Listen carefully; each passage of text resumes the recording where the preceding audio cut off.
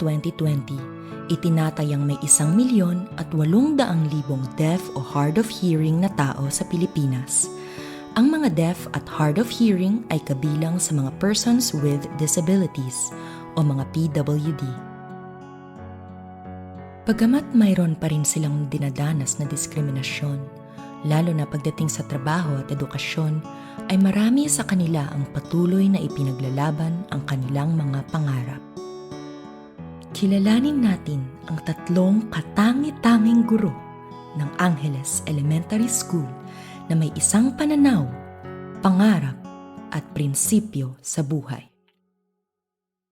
Sa tulong ni Teacher Melodia Delfin na nagsilbing tagapagsalin ng aming grupo, nakausap namin sina Teacher Juve, Teacher Sharalee at Teacher SJ.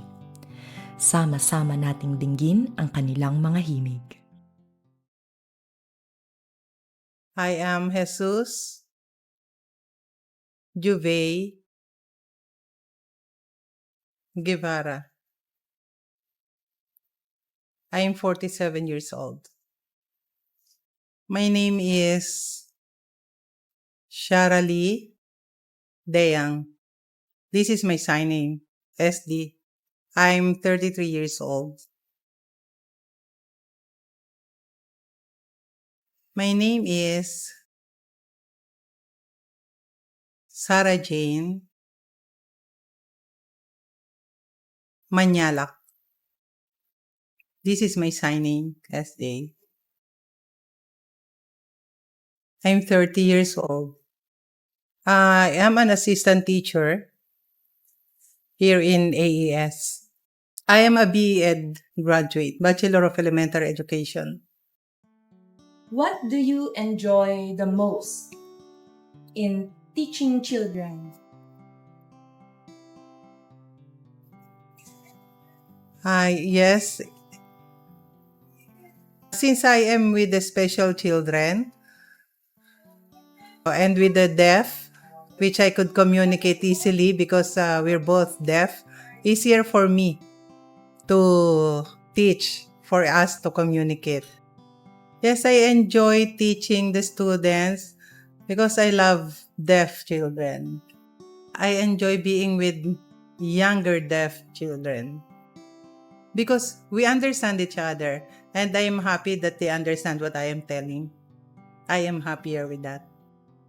I'm Edita Cabigting Peña, special needs education teacher for 32 years. Yung mga assistant teachers namin na with disabilities na nandito, they are truly an inspiration for parents as well as students na kaya nila. Can you attest that they are effective teachers? Actually, they are. They have this certain focus. Kasi when they do a certain thing, they are focused on what is tasked for them and completing it beyond your expectation actually. And they are creative. They are visual people. So nakikita nila kung ano yung maganda. I am Ernesto Aikinlog Jr., SNED coordinator for the learners with disabilities. So sila po yung aming mga katuwang sa pagtuturo. And halos sila, most of them are education graduate. So government natin, kailangang in every offices, mayroong 1% na PWD dapat na ma-employ, no? Yeah, we're happy dito sa school. Mayroong mga ilang PWDs na hired, no, as assistant teachers or contract of service from the LGU. I'm Richard U. Aison, Principal 4 of Angeles Elementary School. Yung kanilang capacity to deliver what was expected on them is talagang na ibibigay nila 100% despite of their disability. No? Kung nakikita natin, they are with hearing impairment pero hindi nagiging hindrance yun to perform their job with competence and with commitment. No? So I admire our PWD-COS because of their commitment to their craft.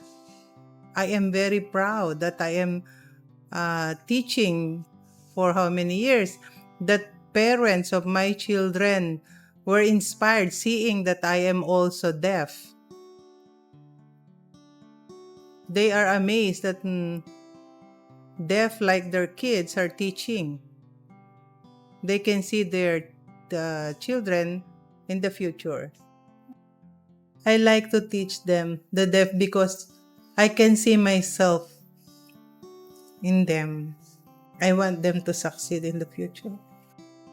I have lots of experience, but mostly it's hurtful because I am deaf. That's why I wanted to teach deaf children also. Before I wanted to go to college, but my mother told me not. I asked her why all my siblings are going to college, why not me? I want to try to study, to continue studying, because I can see there are lots who are going to college.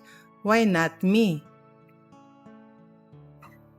And I was thinking then that what if I grow up and I was not a graduate?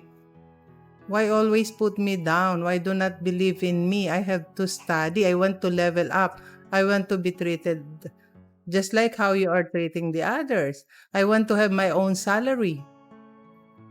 Why hearing people, the typical people are always providing for themselves, having their own job? Why not deaf? Why not me?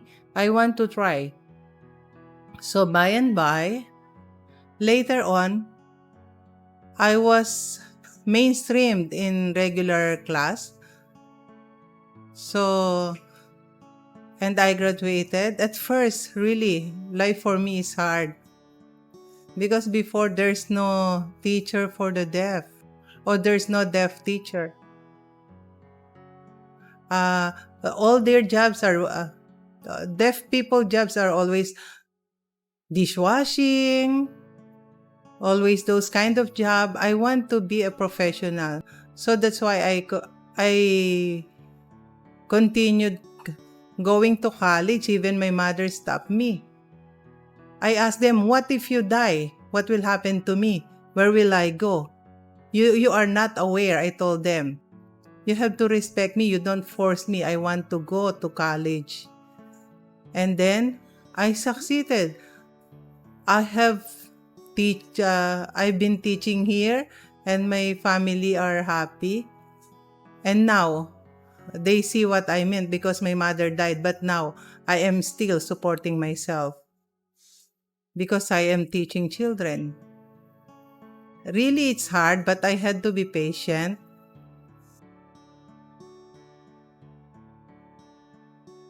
Before, when I was in elementary, I was always bullied by hearing students, especially because of my face, and I am hurt. I was hurt then. That's why I wanted to become a teacher. I want to be a good teacher. I want to be proud of myself. Quitis, yes. Before, when I was around 2 to 3 years old, I'm not deaf. I only turned deaf because of the quitis. Okay. So that's when I lost my hearing because of the quitis who landed on my shoulder. Okay. My right ear could hear little sound, but my left ear, it's totally lost. Teacher Jove, creative. How? Creative in a way that when you give a certain idea about decoration, he make it into a big thing. Bigyan mo lang siya ng idea, tapos siya na the rest na. Siya na. Teacher Shirley is caring in a way na hanggang ngayon, sweet pa rin siya sa amin dahil naging teacher siguro niya. Teacher Sarah J. Her sense of volunteerism, very willing to help, intelligent din siya. Pag may ginagawa kami, they won't go home hanggat andito kami. Ang ano lang sa kanila is they don't have license pa. Oo, they don't have license pa para maipasok talaga sila sa DepEd. Before, when it's not strict yet, I was allowed to teach. I was given my own class. But now, administration changed its policy. So since I'm not a let passer, I'm not a board passer, I am no longer allowed to teach. I'm only assisting teachers. Yes, I do whatever they want me to do, but more on clerical.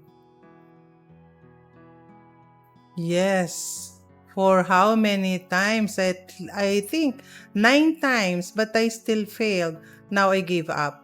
I no longer take. Why? Because many hearings are passing, but not me, but not deaf. So I kept on doing that. Now I give up. Let is hard because most of the subjects, professional subjects, are wordy, and I have very limited vocabulary, especially in Filipino. It is hard for me because I am not that good in reading, in comprehension. I don't have much vocabulary. Yes, I failed 4 times. I tried to take the LET exam. I started in 2014. Then I tried again. I took the board exam. But again, I failed 4 times. The Filipino, all those written in Filipino. The math is also hard. The professional ed is hard because the words are deep. Deaf are effective teachers for deaf children. Pati si Teacher SJ ay sumubok kumuha ng LET ng 1 beses. At siya rin ay bumagsak. Iilan lamang ang 3 guro sa libo-libong deaf and hard of hearing sa Pilipinas na hirap makapasa sa Licensure Examination for Teachers o LET na kailangang maipasa ng mga graduate ng kursong education upang magkaroon ng teaching license sa ating bansa. Ayon sa Republic Act 11106 o Filipino Sign Language Act na ipinasa noong 2018, ang mga programa sa teacher education sa buong bansa ay inaatasang gumamit ng mga alternatibong pamamaraan ng pagsusulit para sa mga deaf at hard of hearing, kasama na ang Professional Regulation Commission. Subalit noong 2021 at 2022, inilatag ni Senador Win Gatchalian sa Senado ang kawalan ng galaw sa implementasyon ng nasabing batas. Aniyay hindi nakapapasa sa LET ang mga deaf graduates dahil hindi tugma sa kanilang kakayahan at kasanayan ang porma ng LET. Dahilan upang hindi sila mabigyan ng lisensyang makapagturo sa ilalim ng Department of Education. We even went there with a group of deaf LET exam takers. Still, we are not allowed. I hope that the government will allow interpreters. I want the government to allow interpreter for us to understand clearly the exam. I want them to allow. I think board exam is easy if we are given interpreters. I hope that other people will support deaf people with their studies, with their work. Because no deaf would like to just doing nothing. Nobody wants to do nothing. We all wanted to be employed, to study. Because we're just the same, we're equal, deaf and hearing. We're equal. Sa kasalukuyan ay wala pa ring tugon sa hiling ni Senador Win Gatchalian at ng Filipino deaf community hinggil sa alternatibong licensure examination for teachers. Tulad ng halaman, ang pag-usbong ng tao ay nakadepende sa kanyang kinalalagyan. Hiling ng Filipino deaf community na gawing mas mapagpabilang ang mga pangpropesyonal na oportunidad upang maitaguyod, maipaglaban at bigyan ng kapangyarihan ang mga Pilipinong deaf at hard of hearing. In every disability, there is the ability.